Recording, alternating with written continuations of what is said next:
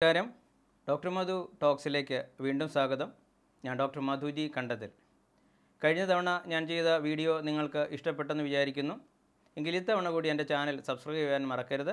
അതോടൊപ്പം നിങ്ങൾ ഇത് ഷെയർ ചെയ്യുകയും ലൈക്ക് ചെയ്യുകയും കൂടി ചെയ്യുക. നമ്മൾ ഇന്ന് സംസാരിക്കുന്ന വിഷയം കോവിഡിൻ്റെ 3ാം തരംഗത്തെക്കുറിച്ചാണ്. എല്ലാവർക്കും അറിയാവുന്നതുപോലെ കോവിഡിൻ്റെ 1ാം തരംഗം ഫസ്റ്റ് വേവ് വന്ന് കടന്നുപോയി. ആ സമയത്ത് നമുക്ക് പ്രായം കൂടിയ ആളുകളെയും അനുബന്ധമായ പ്രഷർ, ഷുഗർ, അതുപോലെ തന്നെ ഹൃദയരോഗ സംബന്ധമായ രോഗങ്ങൾ, വൃക്ക സംബന്ധമായ രോഗങ്ങൾ, കരൾ സംബന്ധമായ രോഗങ്ങൾ, ക്യാൻസർ തുടങ്ങിയ രോഗങ്ങളുള്ള ആളുകളെയാണ് അത് കൂടുതലായിട്ട് ബാധിച്ചത്. അതിനുശേഷം 2ാം തരംഗം ഉണ്ടായി.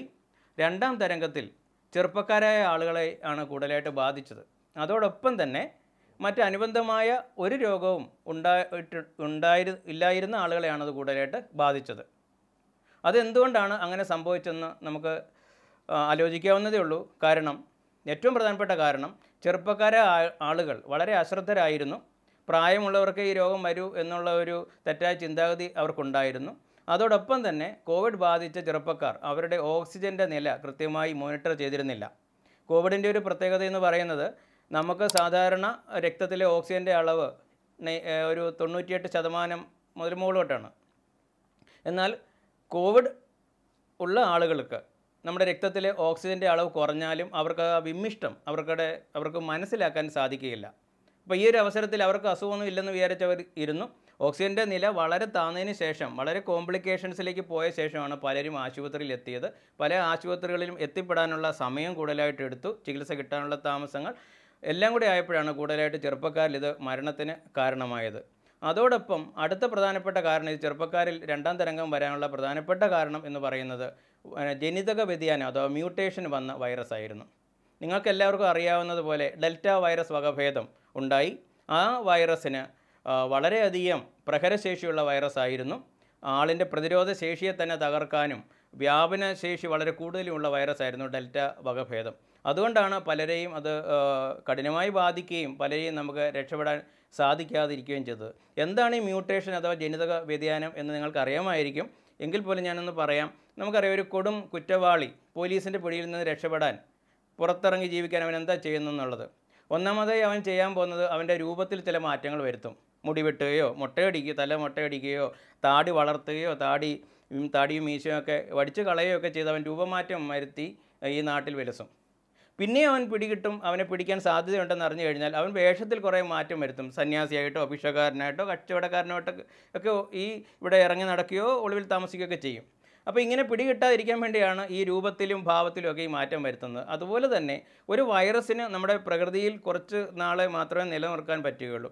അതിനപ്പുറത്തേക്ക് അതിന് നിലനിൽക്കണമെങ്കിൽ അതിൻ്റെ രൂപത്തിലും ഭാവത്തിലും ഒക്കെ മാറ്റം വരുത്തണം. അങ്ങനെ അതിൻ്റെ ജനിതക ഘടനയിൽ ഈ വൈറസ് തന്നെ സ്വയം മാറ്റം വരുത്തും. അത് പ്രകൃതി അതിന് കൊടുക്കുന്ന ഒരു അനുഗ്രഹം കൂടിയാണ്.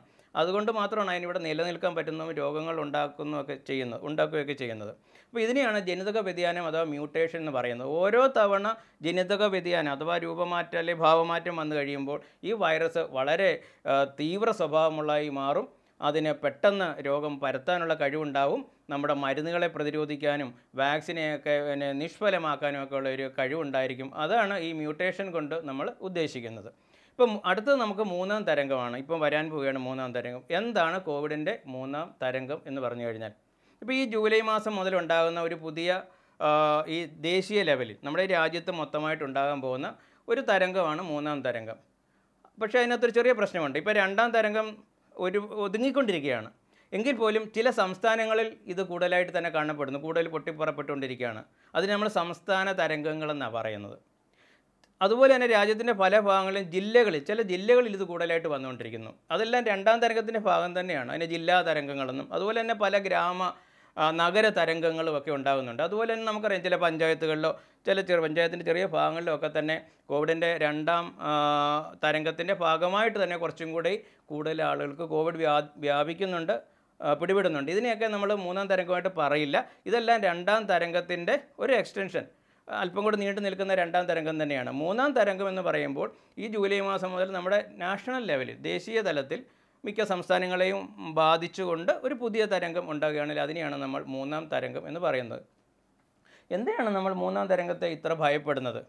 എല്ലാവർക്കും അറിയാവുന്നതുപോലെ ഈ വൈറസിൻ്റെ വകഭേദമാണ് ഇപ്പോൾ വരാൻ പോകുന്നത്. നമ്മൾ പറഞ്ഞു രണ്ടാം തരംഗത്തിൽ ഡെൽറ്റ വകഭേദമായിരുന്നു. ആ ഡെൽറ്റ വകഭേദത്തിന് വീണ്ടും മാറ്റം വരുന്നു. അതിനെ ഡെൽറ്റ പ്ലസ് വൈറസ് എന്നാണ് പറയുന്നത്. അപ്പോൾ ഈ ഡെൽറ്റ പ്ലസ് വൈറസ് എന്ന് പറയുന്ന ഡെൽറ്റ വൈറസിനേക്കാൾ കൂടുതൽ മാരകമായ പ്രഹരശേഷി ഉള്ളതും നമ്മുടെ പ്രതിരോധ സംവിധാനത്തെ തകർക്കാൻ പറ്റുന്നതും പെട്ടെന്ന് പകരുന്നതും ഒക്കെ തന്നെയാണ്. അതാണ് ഇതിൻ്റെ ഏറ്റവും പ്രധാനപ്പെട്ട കാര്യം തന്നെ. അതിനേക്കാൾ ഉപരി നമ്മൾ ഭയപ്പെടുന്ന മറ്റൊരു കാര്യം ഇത് കൊച്ചുകുട്ടികളെ കൂടുതലായിട്ട് ഇപ്പം ബാധിക്കാൻ പോകുന്നു എന്നുള്ളതാണ്. എന്തുകൊണ്ടാണ് ഇപ്പോൾ അത് കൊച്ചുകുട്ടികളെയും ഗർഭിണികളെയൊക്കെ കൂടുതൽ ബാധിക്കാൻ പോകുന്നത്? കാര്യം ഈ രണ്ട് കൂട്ടരാണ് ഇപ്പം നമുക്ക് വാക്സിൻ എടുത്തിട്ടില്ലാത്ത ആളുകളാണ്. വാക്സിൻ എടുത്ത ആളുകളിലേക്ക് രോഗത്തിൻ്റെ അണുക്കൾ കയറി കഴിഞ്ഞാൽ അതിന് മറ്റുള്ളവരിലേക്ക് രോഗം പകർത്താൻ കഴിയുകയില്ല, അവർക്ക് രോഗം ഉണ്ടാവുകയില്ല. പിന്നിപ്പം വൈറസിനാകെ ആക്രമിക്കാൻ പറ്റുന്നത് ഈ വാക്സിൻ എടുത്തിട്ടില്ലാത്ത ആളുകളെയാണ്, അല്ലെങ്കിൽ രോഗം വന്നിട്ടില്ലാത്ത, ഒന്നാം തരംഗത്തിലോ രണ്ടാം തരംഗത്തിലോ രോഗം വന്നിട്ടില്ലാത്ത ആളുകളെ ആയിരിക്കും കൂടുതലായിട്ടും മൂന്നാം തരംഗത്തിൽ ഈ ഡെൽറ്റ പ്ലസ് വൈറസ് രോഗം ഉണ്ടാക്കുന്നത്. കൊച്ചുകുട്ടികളിൽ തന്നെ എന്തെങ്കിലും അനുബന്ധമായ ആരോഗ്യ പ്രശ്നമുള്ളവരെയായിരിക്കും ഇത് കൂടുതലായിട്ട് ബാധിക്കുന്നത്. നമ്മുടെ ഇതുവരെയുള്ള അനുഭവങ്ങൾ പഠിപ്പിക്കുന്നത് കൊച്ചുകുട്ടികളിലോ ഗർഭിണികളിലോ ഇത് കൂടുതലായിട്ട് പ്രശ്നമൊന്നും ഉണ്ടാക്കാൻ സാധിക്കുന്നില്ല എന്നുള്ളത് തന്നെയാണ്. അവരിലും സാധാരണ പോലെ രോഗം കടന്നു പോകാനുള്ള സാധ്യത, എങ്കിൽ പോലും വളരെ ചുരുക്കമായ കേസുകളിൽ അത് മരണസാധ്യത വരെ ഉണ്ടാകാനും സാധിക്കും എന്നാണ് റിപ്പോർട്ട് ചെയ്തിട്ടുള്ളത്. അതുകൊണ്ട് നമ്മൾ വളരെ സുരക്ഷിതരായിരിക്കേണ്ടത് വളരെ ആവശ്യമാണ്. ഇപ്പോൾ ഒരു 1,00,000 കുട്ടികളിൽ കോവിഡ് ബാധിച്ചു, പക്ഷേ അതിൽ ഒരു കുട്ടിക്ക് മാത്രമേ ആപത്തുണ്ടായുള്ളൂ നമുക്ക് പറയാം. പക്ഷേ അത് നമ്മുടെ കുട്ടിയാണെങ്കിലോ നമുക്ക് വിഷമാവും അല്ലേ? അതുകൊണ്ട് തന്നെ നമ്മളെല്ലാം ഇതിനെതിരെ മുൻകരുതൽ എടുക്കേണ്ടതാണ്. ഗർഭിണികളായിട്ടുള്ളവർക്ക് വാക്സിൻ എടുക്കാനുള്ള ഒരു അവസരം ഇനി ഉണ്ടാകും. പക്ഷേ ഇപ്പോൾ അതിനുള്ള അനുവാദം ഉണ്ടായിട്ടില്ല. മുലയൂട്ടുന്ന അമ്മമാർക്കും വാക്സിൻ എടുക്കാവുന്നതാണ്. അപ്പോൾ ഈ ഗർഭിണികളും കൊച്ചുകുട്ടികളും ആണ് ഇനി കോവിഡ് മൂന്നാം തരംഗത്തിൽ ഡെൽറ്റ പ്ലസ് വൈറസിൻ്റെ ഇരയായി മാറുന്നത്. അപ്പോൾ അത് ഉണ്ടാകാതിരിക്കാൻ നമുക്ക് എന്തൊക്കെ ചെയ്യാൻ പറ്റും എന്നുള്ളതാണ്. ഒരു കാര്യം കൂടി, ഗർഭിണികൾക്ക് വൈറസ് ബാധ ഉണ്ടാകാനുള്ള സാധ്യത വളരെ കൂടുതലൊന്നുമില്ല, സാധാരണക്കാരെ പോലെ തന്നെയുള്ളൂ. അവരിലെ കോംപ്ലിക്കേഷൻസ് വളരെ ഉണ്ടാകാനുള്ള സാധ്യതയും വളരെ കുറവാണ്. എങ്കിൽ പോലും ആ ഗർഭിണിക്കും കുഞ്ഞിനുമൊക്കെ ചുരുക്കം ചിലപ്പോൾ ആപത്ത് വരാനുള്ള സാധ്യതയുണ്ട്. ചെറിയ ചെറിയ കോംപ്ലിക്കേഷൻസ് ഉണ്ടാകാനുള്ള സാധ്യതയുണ്ട്. ഗർഭിണിയിൽ നിന്ന് കുഞ്ഞിലേക്ക് രക്തത്തിൽ കൂടി രോഗം പകരാം. അതോടൊപ്പം തന്നെ പ്രസവശേഷം ആ മുറിയിൽ വെച്ചോ ഒക്കെ തന്നെ അമ്മയിൽ നിന്ന് കുഞ്ഞിലേക്കും രോഗം പകരാനുള്ള സാധ്യതയുണ്ട്. അപ്പോൾ ഇതിനെല്ലാം നമ്മളൊരു മുൻകരുതൽ എടുക്കണം. എന്തൊക്കെയാണ് നമുക്ക് കോവിഡ് മൂന്നാം തരംഗത്തെ പ്രതിരോധിക്കാൻ ചെയ്യാവുന്നത്? നമ്മൾ അറിയേണ്ട ഏറ്റവും പ്രധാനപ്പെട്ട കാര്യം, കോവിഡിൻ്റെ മൂന്നാം തരംഗം വരണോ വേണ്ടോ എന്ന് നമ്മൾ തന്നെ തീരുമാനിക്കും. നമ്മൾ അനുവദിച്ചാൽ മാത്രമേ കോവിഡിൻ്റെ മൂന്നാം തരംഗം വരികയുള്ളൂ. കോവിഡ് ഒരിക്കലും ഇങ്ങോട്ട് വരത്തില്ല, നമ്മൾ പോയി വാങ്ങിച്ചുകൊണ്ട് വരികയാണ് ചെയ്യുന്നത്. അതുകൊണ്ട് തന്നെ നാം വിചാരിച്ചു കഴിഞ്ഞാൽ കോവിഡിൻ്റെ ഒരു മൂന്നാം തരംഗം ഉണ്ടാകാതിരിക്കും. അല്ലെങ്കിൽ തന്നെ വന്നാൽ തന്നെ അതിൻ്റെ ശക്തി കുറയ്ക്കാൻ നമുക്ക് പറ്റും. എന്തൊക്കെ നമുക്ക് ചെയ്യാൻ പറ്റും ചിന്തിക്കാം.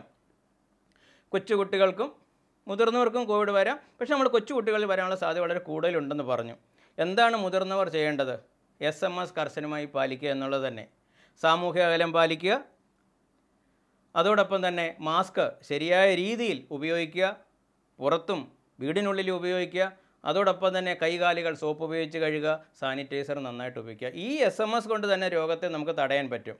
അതോടൊപ്പം കൊച്ചുകുട്ടികളും ഗർഭിണികളും ഒരിരട്ടി SMS പാലിക്കണം എന്നുള്ളതാണ് നിർദ്ദേശം. അതായത് സാധാരണ 2 മീറ്റർ അകലമാണെങ്കിൽ സാധാരണ പാലിക്കുന്നെങ്കിൽ ഇവരൊക്കെ 4 മീറ്റർ അകലം പാലിക്കണം. അത്യാവശ്യ കാര്യങ്ങൾക്ക് പുറത്തേക്ക് പോയിരുന്നെങ്കിൽ അത്യാവശ്യ കാര്യങ്ങളുണ്ടെങ്കിൽ മാത്രമേ കൊച്ചുകുട്ടികളും ഗർഭിണികളും ഇനി പുറത്തേക്ക് ഇറങ്ങി പോകാൻ പാടുള്ളൂ. അതോടൊപ്പം തന്നെ വീട്ടിലുള്ളവരാണ് പുറത്തുനിന്ന് ഈ കോവിഡ് വൈറസിനെ വീട്ടിൽ കൊണ്ടുവന്ന് കൊടുക്കുന്നത്. അതുകൊണ്ട് അവരും വളരെ ശ്രദ്ധിക്കുക, സാമൂഹ്യ അകലമൊക്കെ കൃത്യമായിട്ട് പാലിക്കുക. അതോടൊപ്പം തന്നെ ഏറ്റവും പ്രധാനപ്പെട്ട കാര്യമാണ് നമ്മൾ വാക്സിൻ എടുക്കുക എന്നുള്ളത്. മൂന്നാം തരംഗത്തിന് മുമ്പ് നമ്മൾ ഏറ്റവും കുറഞ്ഞത് ഒരു വാക്സിനെങ്കിലും എടുത്താൽ ആ മൂന്നാം തരംഗത്തിൻ്റെ കാഠിന്യം നമുക്ക് അല്പം കുറയ്ക്കാൻ പറ്റും. പുറത്തേക്ക് ഇറങ്ങുന്ന വീട്ടുകാർ വാക്സിൻ എടുത്തിട്ടുള്ളവരാണെങ്കിൽ അവർക്ക് പ്രതിരോധശേഷി ഉണ്ടാവും. അപ്പോൾ അവർ വൈറസിനെ വീട്ടിലേക്ക് കൊണ്ടുവരുന്നത് ഉണ്ടാവില്ല. അങ്ങനെ ഉണ്ടാവില്ല. അപ്പോൾ വീട്ടിലുള്ളവർക്ക് അസുഖം ഉണ്ടാകാനുള്ള സാധ്യത വളരെ കുറവായിരിക്കും. അതാണ് ഏറ്റവും പ്രധാനപ്പെട്ട കാര്യം. നമ്മൾ അറിയേണ്ട കാര്യം, 80% എങ്കിലും ആളുകൾക്ക് രോഗപ്രതിരോധ ശേഷി, ഹേർഡ് ഇമ്മ്യൂണിറ്റി എന്ന് പറയും, സാമൂഹിക പ്രതിരോധ ശേഷി കൈവന്നാൽ മാത്രമേ കോവിഡിനെ നമുക്ക് തടുക്കാൻ പറ്റത്തുള്ളൂ. എങ്ങനെയാണ് ഈ സാമൂഹിക പ്രതിരോധ ശേഷി ഉണ്ടാകുന്നത്? ഒന്നുകിൽ രോഗം വന്ന് അവർക്ക് പ്രതിരോധശേഷി ഉണ്ടാകണം, ഇല്ലെങ്കിൽ എസിംപ്റ്റമാറ്റിക് കോവിഡ് എന്ന് പറയും, ലക്ഷണമില്ലാതെ കോവിഡ് വന്നിട്ട് അവർക്ക് പ്രതിരോധശേഷി ഉണ്ടാവണം. അതുമല്ലെങ്കിൽ വാക്സിൻ എടുത്ത് നമ്മൾ പ്രതിരോധശേഷി ഉണ്ടാക്കണം. ഈ 3 രീതിയിലാണ് നമുക്ക് സാമൂഹ്യ പ്രതിരോധശേഷി ഉണ്ടാകുന്നത്. അത് കൈവരിക്കാനുള്ളൊരു ശ്രമം ഉണ്ടാകണം. അതുകൊണ്ട് എല്ലാവരും വളരെ താല്പര്യമെടുത്ത് മൂന്നാം വരവ് പേടിച്ചിട്ട് തന്നെ ചെയ്യണം. 1 ഡോസ് വാക്സിനെങ്കിലും, കോവിഡ് വാക്സിനെങ്കിലും എടുക്കാനുള്ള ശ്രമം എല്ലാവരുടെയും ഭാഗത്തുനിന്നുണ്ടാകണം. അതോടൊപ്പം തന്നെ നമ്മുടെ കൊച്ചു കുഞ്ഞുങ്ങളെയും ഗർഭിണികളെയും അവരെ വീട്ടിലേക്ക് സംരക്ഷിച്ച് നിർത്താനും പുറത്തിറങ്ങുവാണെങ്കിൽ ഇരട്ടി കോവിഡ് മാനദണ്ഡങ്ങൾ പാലിക്കാനുമുള്ള ഒരു ശ്രമം ഉണ്ടാകണം. അപ്പോൾ ഇത്രയും കാര്യങ്ങളൊക്കെ ഉണ്ടായിപ്പോയി കഴിഞ്ഞാൽ നമുക്ക് കോവിഡിൻ്റെ 3ാം തരംഗത്തെ ശക്തമായി നേരിടാൻ പറ്റും. പുതുതായിട്ടൊരു 4ാം തരംഗമോ 5ാം തരംഗമോ വരുന്നുള്ള സാധ്യത നമുക്ക് തള്ളിക്കളയാനും പറ്റും.